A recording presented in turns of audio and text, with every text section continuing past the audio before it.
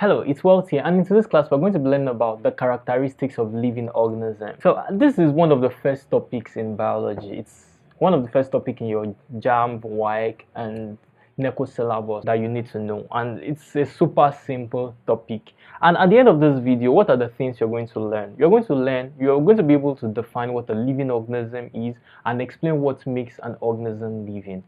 So if you say something is a living organism, by the end of this video, you should be able to tell us why. So if I ask you, if anyone asks you, why is this a living organism? You should know exactly why.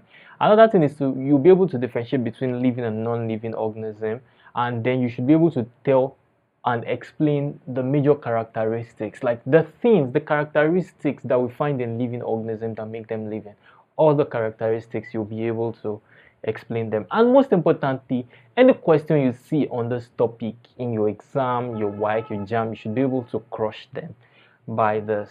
So yeah, first thing is, what is a living organism? A living organism is an individual entity that exhibits the characteristics of life.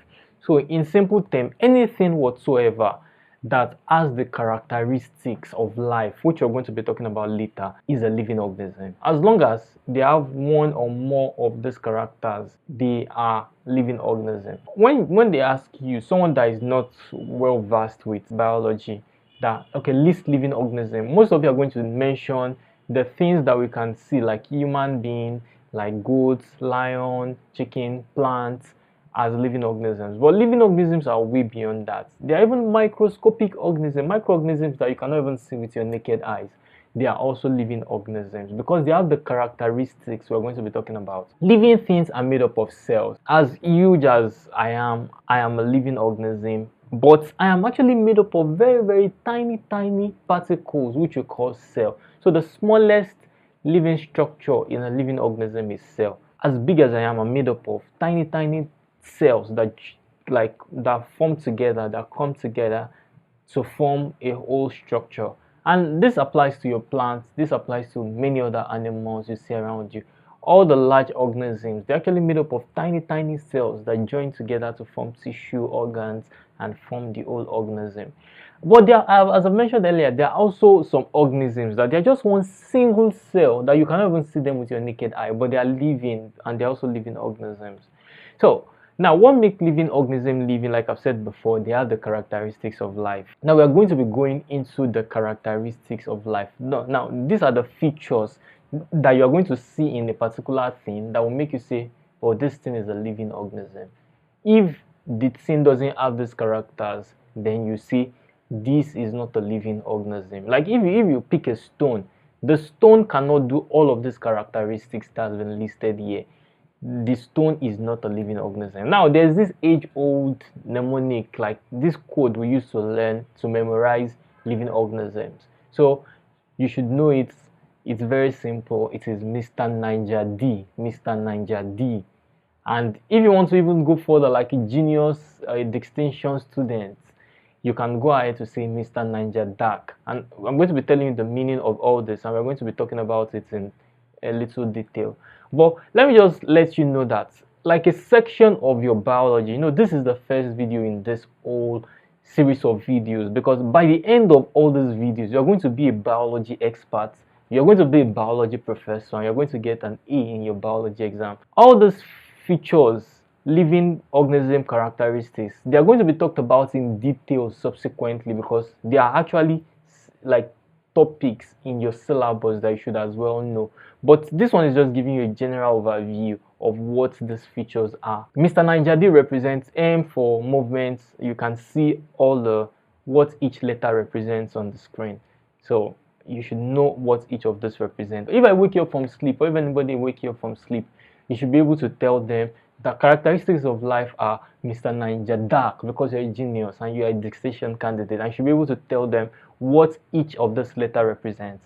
Now, let's go over each of them very quickly. So movements is one of the features we find in living organisms. So living organisms can move. So what is movement? Movement is the change in position of a whole organism, or of the parts, or of part of an organism. So it could be either the organism moving from one place to another, like you could walk to school, you could see a dog running, a horse running, that is movement. Or it could also be parts. There are some organisms that cannot move, change their old position, like plants. They're living organisms, but they cannot change their old position. Part of the plant can grow up, that's still part of movement. You must have seen some plants that climb. They climb the tree. They can climb on top of your fence. They can roll around trees around them. These plants are called climbers. They climb stuff. All those things are detailed, they're very interesting, and you're going to learn about them later. So example I put here is a goat running, the stem of a plant growing up. That's movement. Now the next thing is respiration. What is respiration? Respiration is the ability to break down food substances in the presence of oxygen to release energy. Now most students, if you ask them what is respiration, most people will tell you respiration is the ability to breathe in oxygen and breathe out carbon dioxide. No, that is not respiration. When you were in primary school, this was acceptable, but now you are preparing for an exam. Know that respiration is not the same thing as breathing. It's not the same thing as gaseous exchange. Respiration is different from that. So breathing is when you take in oxygen and take out carbon dioxide, but respiration is not that. Respiration is actually happening at cellular level, at cell, like a cell. You know, I told you that you are made up of small particles called cell, right? Now, at that cellular level, that's where respiration is actually happening. And what exactly is respiration? Respiration is when you break down food substance, like you break down glucose. Glucose is the food substance that cell can use. This you're going to be learning. If it sounds confusing now, don't worry. We're going to dive into it. You're going to dive into it later in another video. But if you have an idea, you know that the food substance we use, if we eat food, everything eventually becomes glucose, or most of it becomes glucose, and then our cell can break down that glucose and use it to get energy. That process of breaking down glucose to get energy, this process requires oxygen. That process is called respiration. But know that respiration and gaseous exchange or breathing are not exactly the same thing, and respiration is actually happening at the cellular level. So the next thing is nutrition. Nutrition is the ability to obtain food for energy, growth, and repair. So the ability to obtain and use food. So when you put food through your mouth, that is nutrition, and you are not just putting it through your mouth, you're digesting it and absorbing the good nutrients so that you can use it for all your cellular activities. That is nutrition. You know, it is not just animals that undergo nutrition, even plants undergo nutrition. They make food themselves. We will feed on the food. Later you're going to learn what autotrophs and heterotrophs are. This is a deep topic under nutrition, but I'm just whetting your appetite. There are a lot of interesting things to learn in biology, and by the end of all of this you'll be an expert, trust me. So the next one is irritability. Irritability is the ability to feel and respond to stimulus, or stimulus means change in the environment. Just imagine as you are sitting watching this video, someone just sneak behind you and give you a knock on your head. Coin. How are you going to respond? Ouch. Yeah, that is irritability, or that's irritability or feeling. It's actually one of the characteristics of living organism. You can feel because you're a living organism. There are different organisms that can feel too. Like if you put fire or if you put salt around one earthworm, you're going to see that the earthworm will try to move away from the fire because they can as well feel. So even tiny little organisms can also, like, they have response to stimulus. They can feel. So you move when someone pinches you. Plants, they can feel as well. Like they can respond to stimulus. So they bend towards light because they want to get as much light as possible. This is also another deep topic to delve into. So the next thing is growth. Growth is the ability to increase in size and mass due to increase in the number of cell and also the increase in size of cell. I've mentioned several times that you are made up of cell, right? All the cell will not remain the same. When you were a baby, you had fewer cells. As you are growing older, these cells will be multiplying, becoming more in number, and they're not just getting more in number, they're also increasing in size. So each cell gets bigger, and what is the result of that? You get as big as this. You were probably weighing 10 kg at a point in your life. You were definitely weighing 10 kg at a point in your life. Now see how much you weigh. You're weighing way more than that. That's because growth has happened, and growth will continue to happen. So the next one is excretion. Okay. Excretion is the ability to remove waste and potentially toxic substance. So as we eat, as we drink, as we do our daily activities, all the things we eat, we need to excrete the one that is not beneficial to our body. There are some that are like potentially toxic, they can harm our body. So we need to remove those ones. That is what excretion does. Now, this is another common question you can see in your exam. They will confuse you. Excretion is not the same thing as ingestion.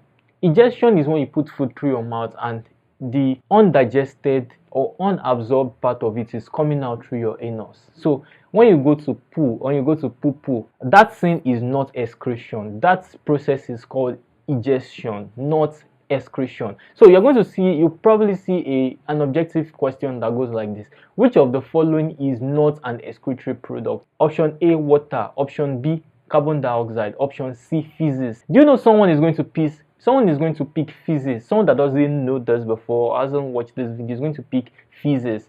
But feces is not an excretory product. Feces is an ingested product. Water is an excretory product because it's a product of metabolism we remove from our body through like gaseous exchange. Don't worry, there are a lot of interesting things to learn later, but just know this now. We are going to come across this later. Other examples of excretory products include your urine, your sweat, they are excretory products. But note, your feces is not an excretory product. It is an ingested product. So the next thing is reproduction. Reproduction is the ability to produce new organisms of the same species.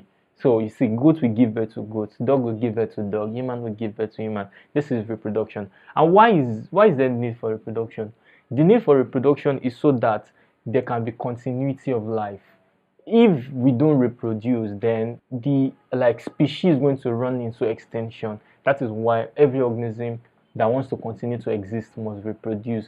And mind you, reproduction, there are different types of reproduction which you are going to learn later. Even tiny little organisms like the single cellular organism also reproduce in their own way. They can just divide. That's their form of reproduction. Not all reproduction involves coming of male and female together to form a species. Some organism, only one is required. There's no need for father or mother. Just one single cell can, reproduce.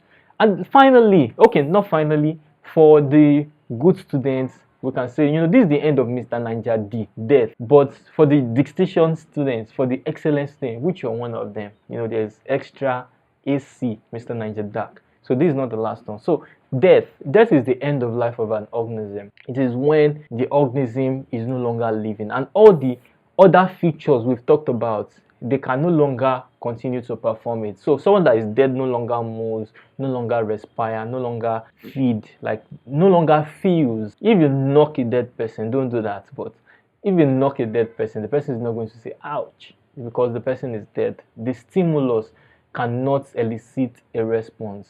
So it's the completion of the life cycle of an organism. Sad. Well, all organisms are going to experience death at some point.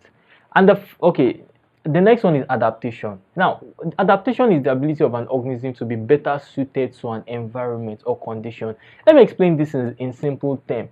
If someone has been suffering, the person gets better, the person develops tough skin so that suffering is not going to get to them as much. Or let me give you another example. Someone goes to the gym and tries to lift weights. You are trying to lift a weight, right? At first, it is hard to lift the weight. But if you force yourself and you keep trying to lift the weight, what happens? Your muscles get bigger. And then over time, it will be very easy for you to lift that weight. That is adaptation. Your muscle has adapted to that stimulus, that stress. So for adaptation to occur, there has to be some stress. And organisms over the years have adapted to different conditions. The example I put here on the screen is cactus. Cactus is a plant that can survive in deserts. And because there's not so much water in desert, it has to find a way that, very little water, I'll be able to manage it for so long because rain will not fall anytime soon. So cactus, what does cactus have as adaptive mechanism? It has spines and it has thick stem, and this prevents water from being lost from the plant so that very little water it gets, it can use it for very long. You see what adaptation is. And competition, this is something I don't need to explain. It's the ability to fight for limited resource. So now that you're preparing so hard for the exam, you are kind of competing. You're competing with fellow JAMB candidates, with fellow students for limited slots. Maybe you want to be a doctor or you want to be an engineer, so probably not be watching biology, but you get my point. Like, other competition is when you like strive to get a very limited slot or position. So examples of competition would be animal competing for food, mate, shelter. So we all compete. It's one of the feature of life. So this is the end of the class, and I want you to, these are the questions I need you to actually think about now. What is the difference between breathing and respiration? Can you answer that? Second, what is the difference between excretion and egestion? And thirdly, I want you to pause the video. The video is ending anyways. Now try to think of all the characteristics of life, all the Mr. Ninja dark. Try to explain it to yourself and give a unique example of each of these characteristics of life. I think you should also add it to the group. Put it on the group so that we are going to see how well you answer it. Now, additional thing, this video is well detailed enough, I hope you understood what we've talked about so far. Now, as a distinction student, if you want A, I want you to go to the textbook. So as a distinction student, before you go to the textbook, I want you to attempt all the questions that will be provided after this video. And if you have any question, you can ask on the group. Also, if you want to learn a little more about this topic, you just go to the textbook and read more to consolidate the knowledge. But otherwise, just attempt all the questions. By the time you attempt all the questions and can answer them, and you find the corrections to those questions too, you'll be an expert at characteristics of life. Yeah, I'll see you in the next class. Bye bye.